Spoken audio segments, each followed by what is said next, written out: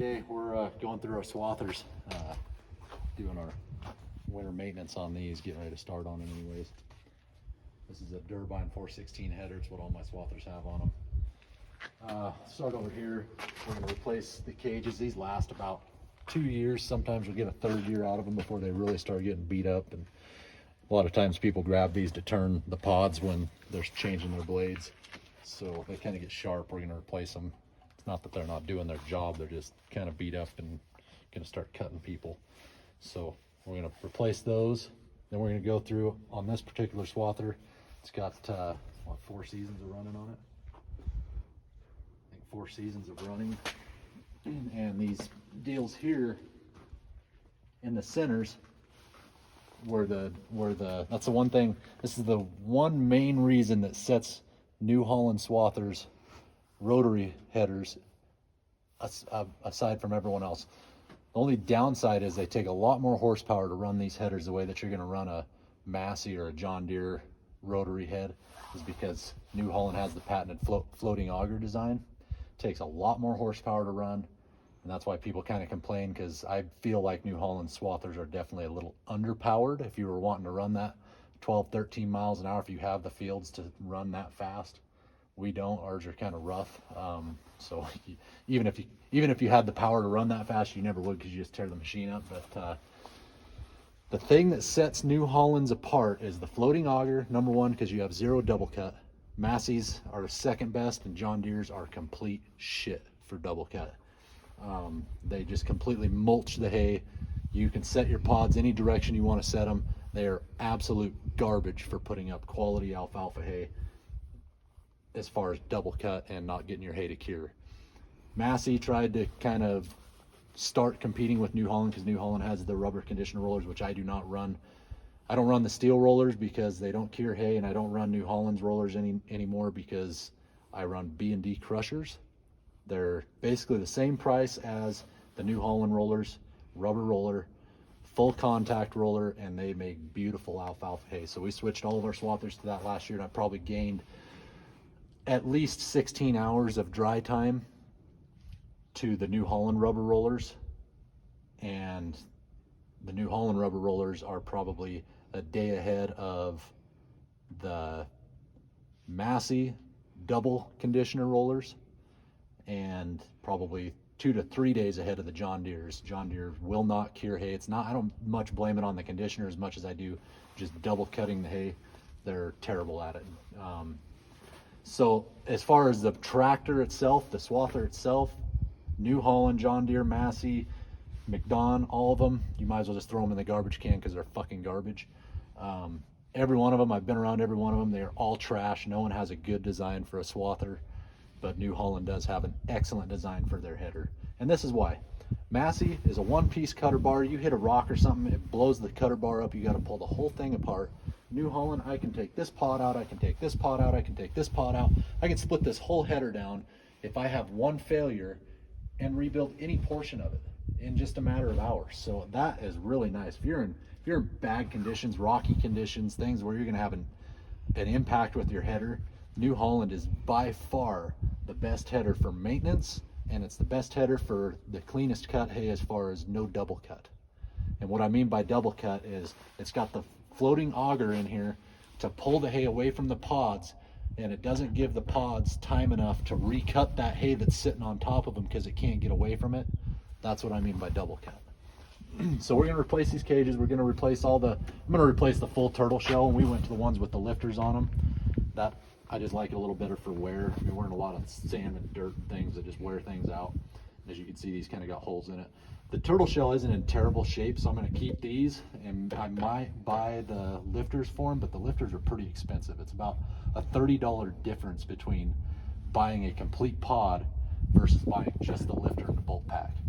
So we're probably going to buy a complete pod, but I'll have these turtle shells just in case one wears out or something. We're going to put new skid shoes on the bottom. I'm pulling this one apart to replace these spacers in between each module and the drive shaft in there. And there's 2 little springs that go on one on each end of the drive shaft in between all these. And then as we pull them apart, if we find one has a leaking seal, because they're all individual oil, if one has a leaking seal or something, we'll replace the module. as we do it. But this has got, like I said, 4 years of cutting on it, just under 2,000 hours. This is the first time I'm actually gonna have to pull this cutter bar apart, so that's pretty good given the conditions that we've ran in. But let's move along to the rest of the swather. This is a Speedrower 260. This was the one that is on the cover of all the Speedrower 260 brochures.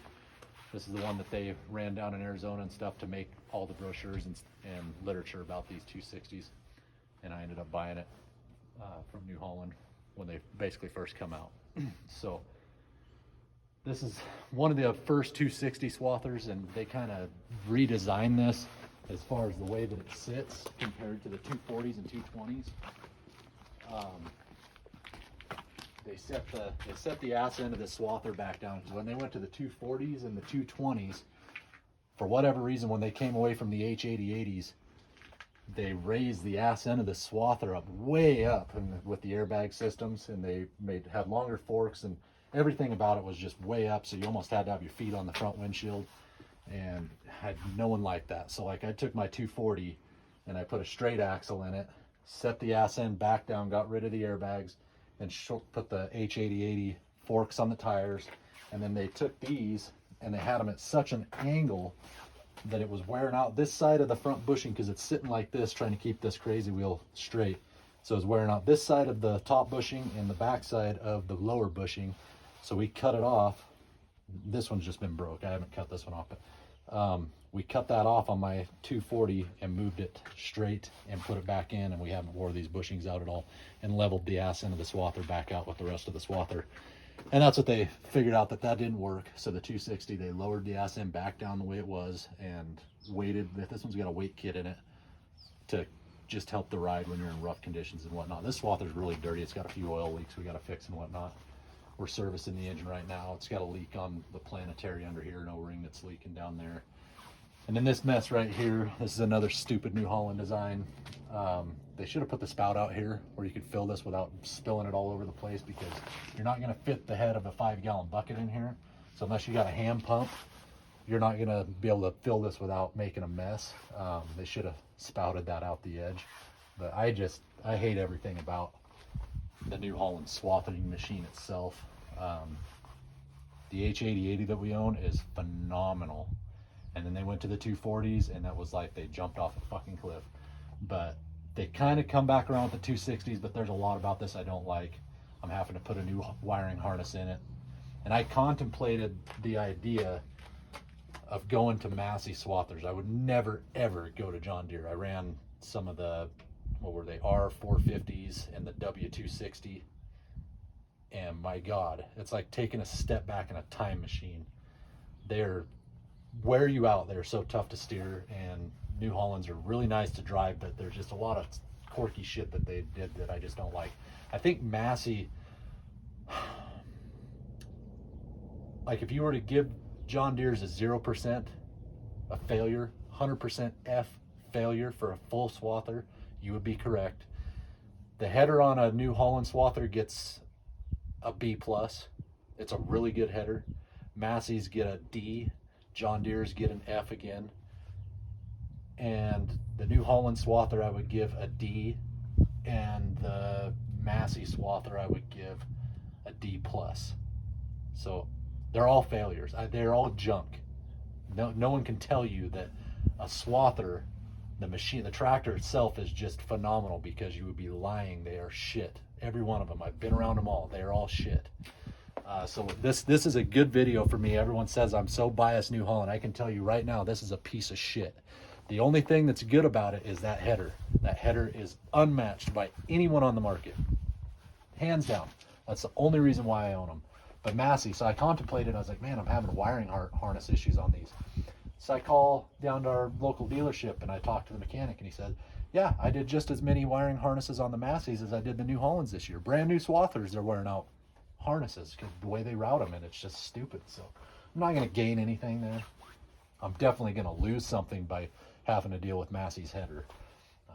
New Holland's header is just really, really good. It's not an A, but it's a B. We have very little issues with it, and if we do have an issue, it's very easy, very simple, very cheap to fix.